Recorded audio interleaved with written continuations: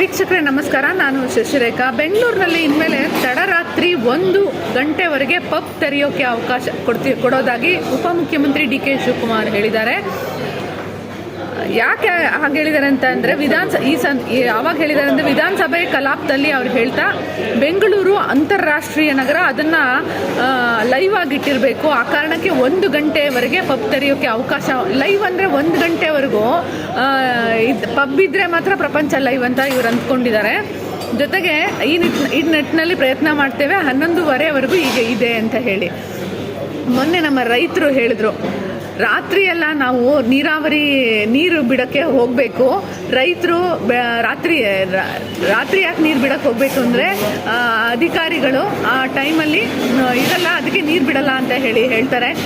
ಇನ್ಮೇಲೆ ಅಧಿಕಾರಿಗಳು ಸಹ ರಾತ್ರಿ ಹೊತ್ತು ಕೆಲಸ ಮಾಡಲಿ ಅಂತ ರೈತರಿಗೋಸ್ಕರ ನಿಮ್ಮ ಅಧಿಕಾರಿಗಳನ್ನು ರಾತ್ರಿ ಟೈಮಲ್ಲಿ, ರಾತ್ರಿ ಪಾಳಿಯಲ್ಲಿ ಕೆಲಸ ಮಾಡಿಸೋಕ್ಕೆ ರಾಜ್ಯದ ಅಭಿವೃದ್ಧಿಗೆ, ರೈತರ ಅಭಿವೃದ್ಧಿಗೆ ನಿಮಗೆ ಸಾಧ್ಯ ಆಗಲ್ಲ. ಈ ಪಬ್ ಮಾತ್ರ 1 ಗಂಟೆವರೆಗೂ ಇರಬೇಕು. ಇದೇ ಪಬ್ಬಲ್ಲಿ ದರ್ಶನ್ 1 ಗಂಟೆವರೆಗೂ ಪಾರ್ಟಿ ಮಾಡಿದ್ರು ಅಂತ ಹೇಳಿ ಅವರನ್ನ ಒಂದು ಪ್ರಕರಣ ಎಲ್ಲ ದಾಖಲಿಸಿ ಅವ್ರನ್ನೆಲ್ಲ ಪೊಲೀಸ್ಗೆ ಸ್ಟೇಷನ್ ಕರೆಸಿದ್ದು ಇದೆಲ್ಲ ನಿಮಗೆ ಜ್ಞಾಪಕ ಇರ್ಬೋದು.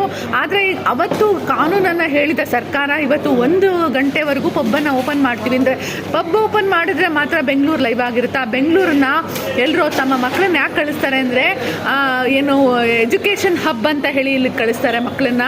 ಜೊತೆಗೆ ಇಲ್ಲಿ ಜೀವನ ಕಟ್ಕೊಳ್ಳೋಕ್ಕೆ ಬೇರೆ ಬೇರೆ ಅವಕಾಶಗಳು ಸಿಗಲಿ ಅಂತ ಹೇಳಿ ಕಟ್ತಾರೆ. ಅಂದರೆ ನೀವು ಬರೋರೆಲ್ಲ ಪಬ್ಬಲ್ಲಿ ಕೆಲಸ ಮಾಡಿ, ಪಬ್ಬಲ್ಲಿ ಡ್ಯಾನ್ಸರ್ ಆಗಿ, ಹೆಣ್ಮಕ್ಳಾದ್ರೆ ಪಬ್ಬಲ್ಲಿ ಡ್ಯಾನ್ಸರ್ ಆಗಿ, ಹುಡುಗರಾದ್ರೆ ಸಪ್ಲೈ ಮಾಡಿ.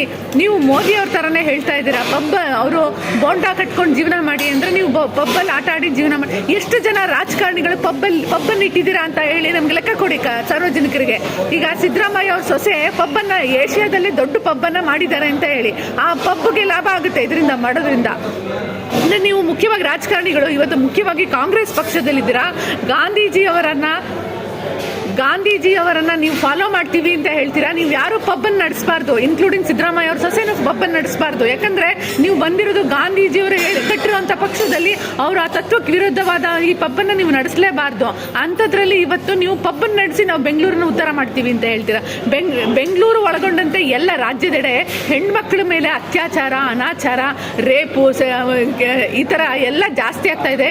7 ವರ್ಷದ ಮಗುನೂ ರೇಪ್ ಮಾಡ್ತಾ ಇದ್ದಾರೆ. ಅಂಥ ಸಂದರ್ಭದಲ್ಲಿ 1 ಗಂಟೆವರೆಗೂ ಪಬ್ ನಡೆಸ್ತೀವಿ ಅಂತ ಹೇಳ್ತೀರಲ್ಲ, ನಿಮ್ಗೇನು ಮರ್ಯಾದೆ ಇಲ್ವಾ? ನಿಮ್ಗೆ ಸರ್ಕಾರ ನಡೆಸ್ತಿದ್ರಲ್ಲ, ನಿಮ್ಗೇನು ಮರ್ಯಾದೆ ಇಲ್ಲ? ಎಲ್ಲ ಹೆಣ್ಮಕ್ಳು ಏನಾಗಬೇಕು ಮುಂದೆ? ನಿಮ್ಮಂಥ ಗಂಡಸರ ದೌರ್ಜನ್ಯದಲ್ಲಿ ಈ ಹೆಣ್ಣು ಕುಲನೇ ನಾಶ ಆಗೋಗ್ಬಿಡ್ಬೇಕಾ? ಈ ರೀತಿ ನೀವು ಮಾಡ್ತಾ ಇದ್ರಲ್ಲ, 10ವರೆಗೆ ಈಗ ಹೋಟೆಲ್ ಮುಚ್ಚಿಸ್ಬೇಕು ಅಂತ ಹೇಳ್ತೀರಾ. ನಿಮ್ಗೆ ಇಷ್ಟ ಬಂದಾಗ ಮಾಡ್ತಿರ್ತೀರ.